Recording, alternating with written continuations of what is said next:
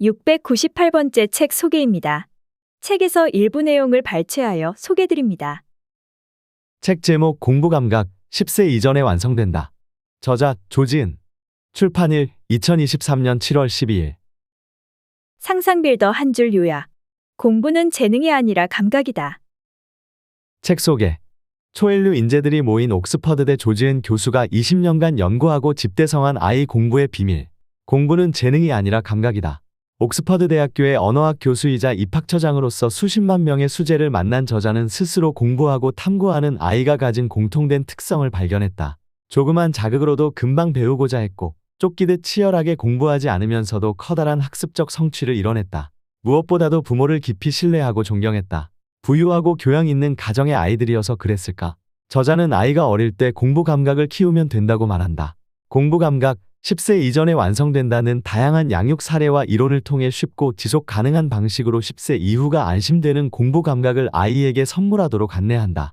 아이들은 옥스퍼드식 교육의 5가지 핵심 솔루션을 통해 학습 효과를 폭발시키고 부모의 통제력을 벗어난 미래에도 스스로 삶을 개척해 나갈 수 있을 것이다. 저자 소개. 저자 조지은, 영문학자. 서울대학교 아동가족학과를 졸업하고 동대학원에서 언어학 석사 학위를 받은 후 영국 킹스 칼리지 런던에서 언어학 박사 학위를 받았다. 영국 옥스퍼드 대학교 동양학부와 언어학과에서 한국학과 언어학을 가르치고 연구하고 있다.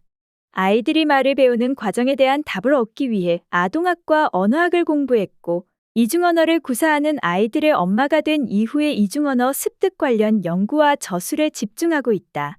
옥스퍼드 대학교 동양학부에서 입학처장으로 근무하였고, 동대학교에서 졸업식을 주관하는 보직을 현재도 맡고 있다. 최근에는 인공지능 시대의 언어 교육에 대해 연구 중이다. 책에서 얻은 내용. 세계 최고의 인재는 공부 재능이 아니라 공부 감각이 만든다. 10세 전에 반드시 가르쳐야 할 공부 감각. 옆집 아이는 시키지 않아도 혼자서 책을 읽는다는데 우리 아이만 책상에 앉히기가 힘든 걸까? 내가 모자란 부모여서 그럴까? 우리 아이는 공부에 재능이 없는 걸까? 아이가 자기 주도적으로 공부하길 바라는 건 욕심일까? 부모들의 질문에 조지은 교수는 명쾌하게 아니라고 답한다. 저자는 옥스퍼드 대학교에서 아동언어 발달을 연구하며 접한 옥스퍼드식 교육을 통해 아이와의 관계를 해치지 않고도 자기 주도적으로 공부하는 아이를 키워낼 수 있음을 증명했다. 저자는 공부는 재능이 아니라 충분한 시간을 두고 키워나가는 감각임을 확신한다. 한국의 엄마표 영어에는 왜 엄마밖에 없는가? 옥스퍼드에서 글로벌 인재를 키우기 위해 사활을 거는 교육은 공부 감각을 깨우면 아이와 부모의 자존감까지 올라간다. 10세 이전에 공부 감각을 키워줘야 하는 이유는 간단하다. 부모의 손을 타는 시기에 확실히 잡아줄 수 있기 때문이다. 그 이후에는 부모의 통제력이 결정적인 영향을 미치기가 어렵다. 아이가 어릴 때부터 매일 성실하게 조금씩 실천해 나가면 된다. 저자는 공부 감각을 학습 감각, 영어 감각, 미래 감각, 소통 감각, 행복 감각으로 세분화했다. 옥스퍼드의 부모들은 학습 감각을 길러주기 위해 책을 100권 읽히기보다 책 한 권에서 질문 10개를 도출해내는 연습을 시킨다. 넓고 얕은 사고보다 좁더라도 깊은 사고를 할 수 있게 키우는 것이다. 또한 취약한 과목 점수를 억지로 끌어올리기보다 좋아하는 과목을 더 잘하게 독려한다. 공부 감각은 자존감과도 관련이 깊어서 잘하는 걸 더 잘해낸 경험은 학습 의욕을 끌어올려 대학 입시를 준비하는 결정적인 시기에 책상 앞에 앉게 한다.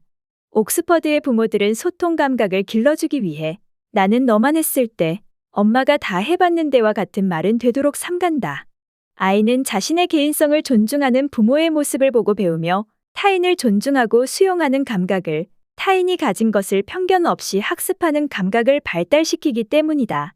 우리는 지금 아이의 미래를 갉아먹고 있다. 한국에 가끔 갈 때마다 친구와 지인들의 한숨이 끊이지 않는 모습을 보았다. 아이 교육만 생각하면 골치가 아프다는 것이었다. 부모뿐 아니라 아이들도 그래 보였다. 친구는 교육비 부담이 많이 되지만 남들 다 보내는 영어 유치원, 학원을 우리 아이만 안 보낼 수 없어 보내고 있다고 말했다. 그러다가 나는 영국에서 영어 울렁증을 연구하게 되었고 한국 아이들의 영어 울렁증 문제가 심각하다는 사실을 알게 되었다. 어떤 엄마는 아이의 울렁증 스트레스를 문제 삼던 선생님을 비난했다. 참 혼란스러웠다. 이렇게 많은 투자를 하면서 모두가 내리막길을 걸어야 한다니. 한국의 교육 환경을 이해하지 못하는 것은 아니지만 어쩌면 한국 부모들에게 필요한 것은 완벽한 환경이 아니라 아이를 올바르게 키울 당위와 용기가 아닐까 하는 생각이 들었다. 그간 내가 옥스퍼드에서 연구한 것들과 우리 아이들을 양육한 경험을 통해 한국 부모들에게 아이와 부모 모두가 행복하게 공부할 수 있는 방법이 있다는 걸 알리고 싶었다. 2023년 1월 5일, 일론 머스크는 본인의 트위터 계정에 아래와 같은 글을 남겼다. 이제 새로운 세상이다. 숙제요 안녕. 해당 글이 업로드되기 이틀 전, 미국 뉴욕시 교육부는 교사와 학생들이 학교 네트워크나 전자기기를 사용해서 챗GPT를 사용하는 것을 막겠다고 알렸다. 챗GPT는 일론 머스크가 공동 창립자 샘 알트만과 설립한 AI 연구소 오픈 AI에서 개발한 대화형 AI 챗봇이다. 2022년 말에 출시되어 2달 만에 하루 이용자 1,000만 명을 돌파한 이 AI 서비스는 전 세계 교육 현장에 지각 변동을 일으키고 있다. 챗GPT를 사용하면 누구든 간단한 질문만으로 궁금한 것에 대한 답을 손쉽게 얻을 수 있다.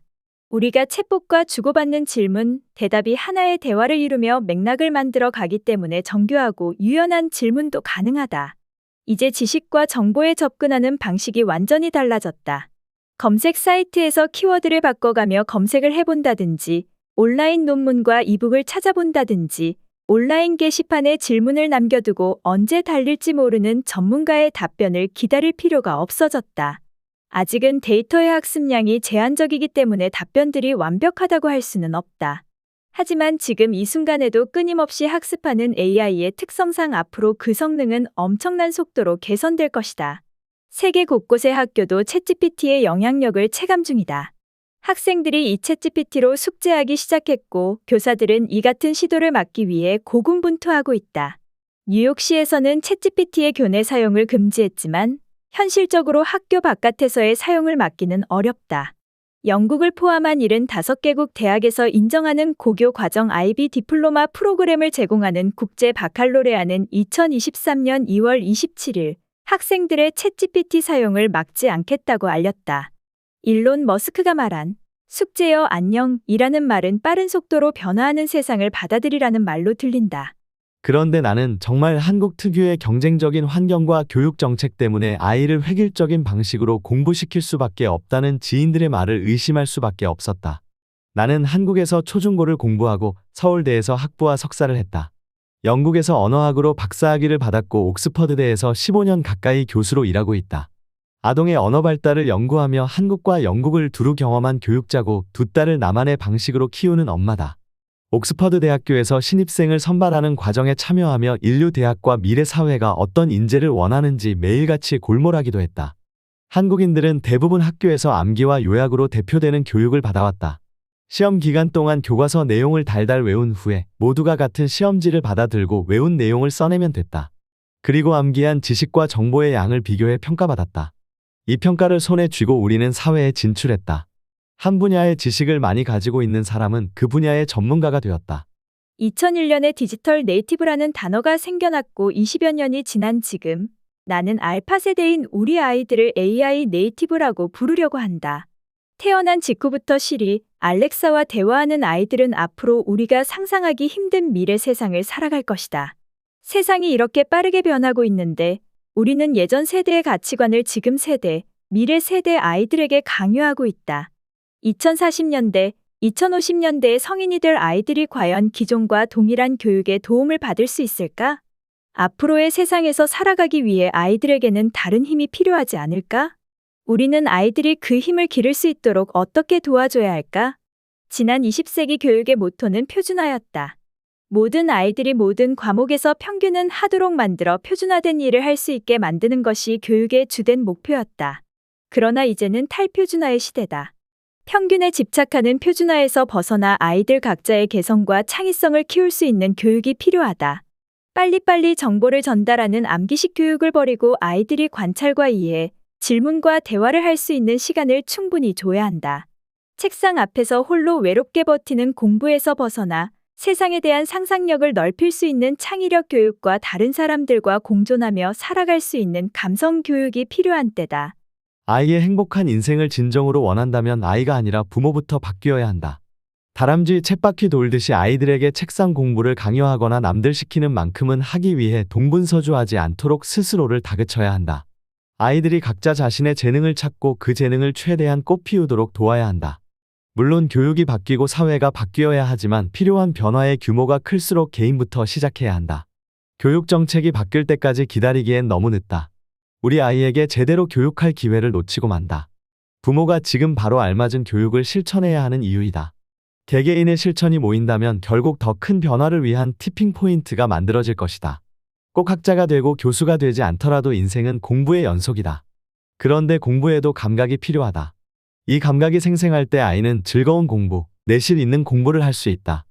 아이들의 공부 감각을 일깨우는데 가장 큰 역할을 할 수 있는 사람은 부모다. 문제를 반복적으로 많이 풀게 하고 오랜 시간 책상에 앉아 버티게 독려하면 공부 감각은 오히려 점점 무뎌질 가능성이 크다. 공부 감각은 공부에 대한 개방적인 태도, 논리적인 접근, 적극적인 표현 등 여러 가지 측면에서 종합적으로 형성된다. 무엇보다 지금 아이들이 발전시켜야 하는 감각은 주변 환경과 사물에 대한 호기심, 탐구심, 즐거움이다. 이 감각이 없다면 당장 학업의 두각을 나타내더라도 후에 공부가 더 넓고 깊어져야 할 때 벽에 부딪힐 것이다. 이 공부 감각을 찾는 첫 번째 단계는 아이가 무엇에 즐거워하는지 파악하는 것이다. 언어학자로서 생각해보면 공부는 지식 습득의 양태가 언어와 닮았다. 언어를 잘 습득하기 위해서 학문적인 학습을 넘어 타인들과 부딪히며 감각을 일깨워줘야 하듯 공부를 잘하기 위해서도 타인, 특히 부모와의 상호작용이 필요하다. 그리고 이 과정에서 꼭 필요한 것이 부모의 기다림이다. 이 책에서 나는 아이 공부를 영국의 차 문화에 비유하여 서술했다. 영국에서 티타임은 기다림의 시간이다. 영국인에게 티는 커피처럼 금방 내려서 뜨거움을 달래며 급하게 마시는 음료가 아니다. 우리 집은 시아버님께서 부모님께 물려받은 덴마크산 찻주전자에 매일 물을 끓인다. 브렉퍼스트 티, 애프터눈 티를 되도록 놓치지 않으려 한다. 우리 아이들은 쓴 티에 우유를 넣어 마신다. 티타임은 바쁜 하루의 여유를 선물한다. 아침에 찬찬히 하루를 전망할 수 있게 하고 오후에는 한숨 돌리고 다시 일을 시작할 활력을 준다. 가족, 동료와 서로를 들여다볼 수 있는 소통의 시간이기도 하다. 이런 시간은 삶의 탄력을 만들어 하루를 두세 배로 풍부하게 실감하며 살 수 있게 해준다. 지금 우리 아이들의 교육에 필요한 것은 이런 게 아닐까? 행복한 삶을 살아가기 위해서는 반드시 공부를 해야 한다. 하지만 여기서 우리가 생각하는 공부가 세상을 잘 헤쳐나가기 위한 공부가 맞다면 조급한 마음으로는 제대로 성취하기 힘들다. 이 책을 읽는 부모님들이 잠시 아이 교육에 대한 조급한 마음을 내려놓고 따뜻한 차 한 잔과 함께 이 책을 펼쳐줬으면 좋겠다. 넓게 생각해보고 깊이 교육하기를 바란다. 공부 감감을 키우는 5가지 핵심 솔루션. 학습 감각. 책 100권을 읽는 것보다 책 한 권에서 나오는 질문 10개가 더 중요합니다. 책을 읽으며 계속 아이와 질문을 만들다 보면 질문력, 창의력은 저절로 발달합니다. 영어 감각. 모국어를 쓰지 않는 영어 유치원은 언어 발달에 독이 될 수 있습니다. 아이의 성향을 파악하고 언어로 놀 수 있는 환경을 만들어주세요. 미래 감각. 미래 인재들에게는 정보를 운용할 수 있는 능력이 필요합니다. 독서 기록, 보여주고 말하기, 자연에서 뛰놀기 등 을통의 관찰력, 통찰력을 길러주세요. 소통 감각. 감정을 대신 표현하는 미안해요, 고마워요, 카드, 대화 시간 루틴 등으로 아이의 소통력을 길러주세요. 소통의 개방적인 아이는 공부 수용력도 높습니다. 행복 감각. 통제와 부정이 아닌 관심 어린 질문과 긍정을 통해 형성된 행복감은 아이의 뇌 발달을 강하게 촉진합니다. 공부 감각은 행복한 감정에서부터 시작됩니다. 학습 감각 유피. 아이가 마음껏 질문할 수 있게 해주세요. 질문은 학습의 시작이에요. 질문은 아이가 더 생각하고 성장하도록 만듭니다. 자연스럽게 생겨나는 호기심을 스스로 억누르지 않게 해주세요. 아이가 어떻게 노는지 관찰해 보세요. 아이는 왜 그 놀이를 즐기고 있을까요? 어떤 감정을 느끼고 있을까요? 오늘 바로 아이들에게 질문하고 아이들이 세상을 들여다보는 방식을 경청해 주세요. 아이들의 자기주도성은 부모의 잔소리에 반비례해요. 아이가 시도해보고 충분히 실수할 여유를 주세요. 잔소리가 익숙해진 아이들은 새로운 도전을 두려워합니다. 실패할 때는 잔소리보다 응원과 격려를 해주세요. 아이에게 틀렸다는 말은 하지 마세요. 그것도 몰라 대신에 아, 그렇게 생각할 수도 있구나 라고 말해주세요. 아이가 부모에게 의견을 말하기를 두려워하게 만들지 마세요. 협박식 언어는 금물이에요. 내가 뭐라고 했어? 하지 말라고 했지. 또 말 안 듣고 게임을 해? 못 살아. 이런 협박식 소통은 아이가 부모의 겁을 먹게 만들어요. 전달할 메시지가 있다면 부모도 아이도 감정적이지 않을 때 차분히 말해주세요. 아이가 원하는 것을 중심으로 분기마다 계획을 세워보아요. 시간 단위로 촘촘히 짜인 원형 시간표는 아이를 조급하게 만들어요. 오늘 하루 하고 싶은 것, 이번 주말에 꼭 하고 싶은 것, 이번 방학 때 꼭 하고 싶은 것 등을 큼직한 단위로 적어보세요. 아이의 호기심을 자극할 수 있는 선물이 뭐가 있을지 생각해 보세요. 아이의 관심사에 대한 학습 욕구를 불태워주세요. 아이가 자연을 체험할 수 있도록 해주세요. 아이들은 스펀지처럼 주변 환경을 빨아들여요. 공원 나들이, 캠핑, 주말 농장 등 어디든 좋아요. 옆집 아이와 절대로 비교하지 마세요. 비교는 아이에게 자극이 아니라 상처를 줍니다. 엄마 아빠에게만큼은 최고가 되고 싶은 아이들의 마음을 알아주세요. 영어 감각 유피. 일주일에 한 번씩 꾸준히 도서관에 가는 습관을 들이세요. 재미있어 보이는 책을 직접 골라보는 재미를 느끼게 해주세요. 재미를 느끼다 보면 아이의 언어는 자연스레 풍부해질 거예요. 자기 전에 이야기책 한 권을 읽어주세요. 언어 감각을 기르는 데에는 엄마 아빠의 목소리가 최고랍니다. 읽는데 너무 집중하기보다는 아이와 소통하며 읽어주세요. 아이들이 책을 스스로 읽기 시작할 때 독서 노트를 기록해주세요.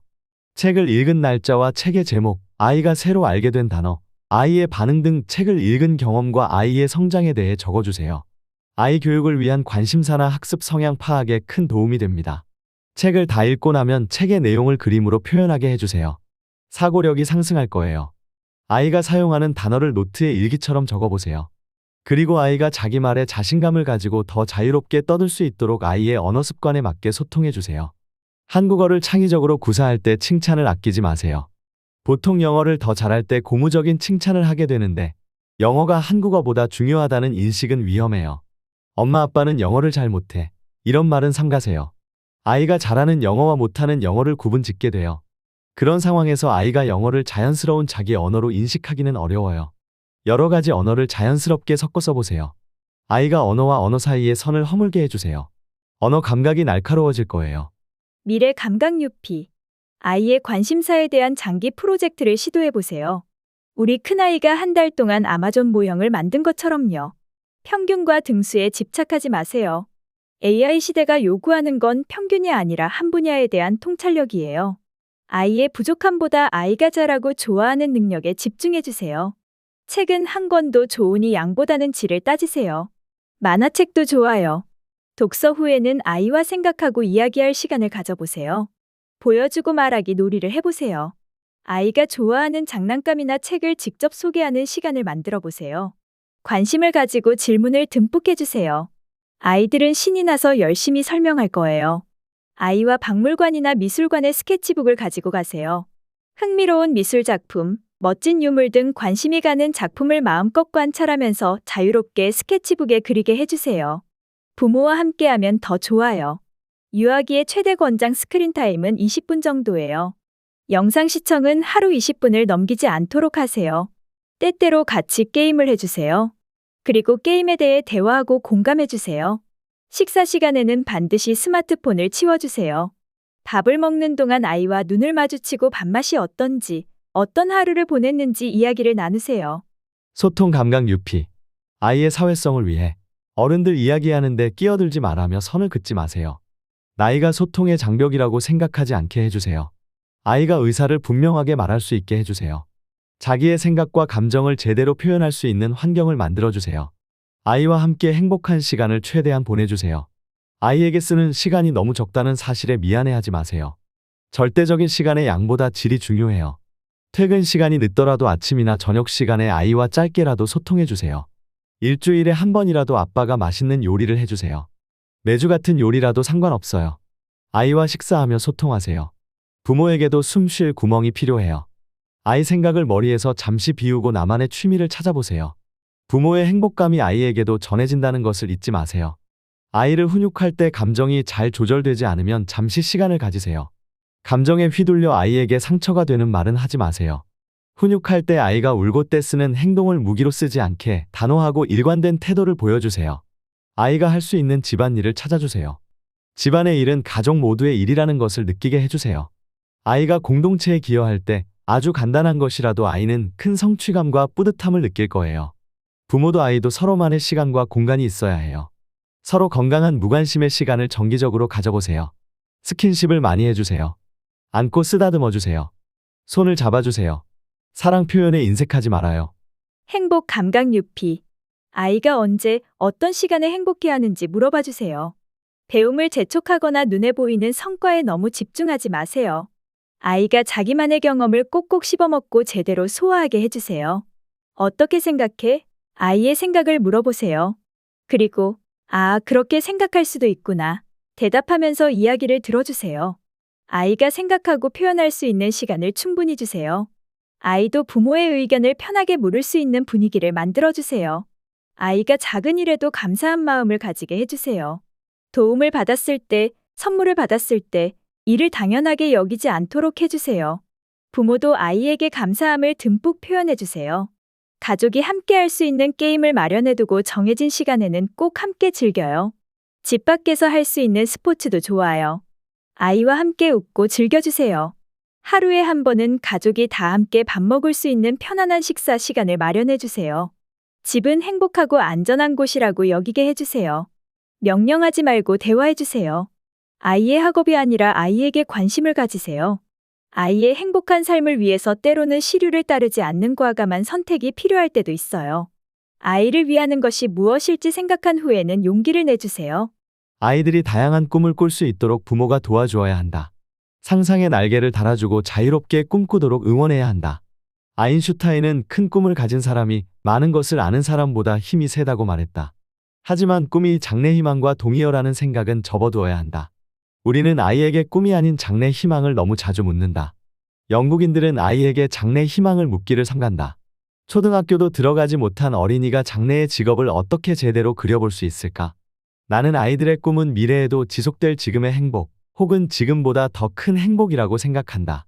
그래서 아이들이 즐거움을 좇을 수 있도록 아이들의 관심사를 매 순간 관찰한다. 그리고 그런 활동을 잘 해냈을 때 아낌없이 칭찬한다. 우리 아이들은 뭔가를 쌓고 만드는 활동을 좋아한다. 그렇다고 건축가나 설치미술가가 되라는 소리를 한 적은 없다. 다만 아이들이 즐거움을 좇을 수 있도록 관련된 자료나 책들을 슬쩍 옆에 놓아줄 뿐이다. 지금까지 상상빌더였습니다. 감사합니다.